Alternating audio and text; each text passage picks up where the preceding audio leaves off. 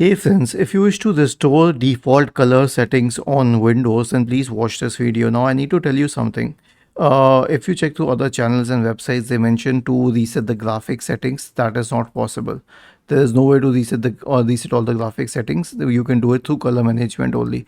So search for color management in the Windows search bar and click on color management.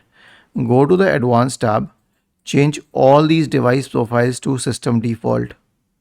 Okay, and then you can what do we say, calibrate the display, and then you can click on close.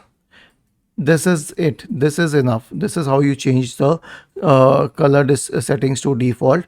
Do not try any other method.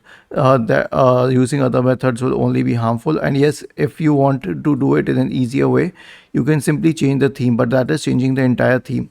So click on settings in the start menu, go to personalization and pick some other theme like this theme or this theme, and the colors will be calibrated according to the new theme. Was this helpful? If yes, then please subscribe to the channel, and if not, then let us know in the comment section of the video on how we could help you further. Thank you for watching this video and have a nice day.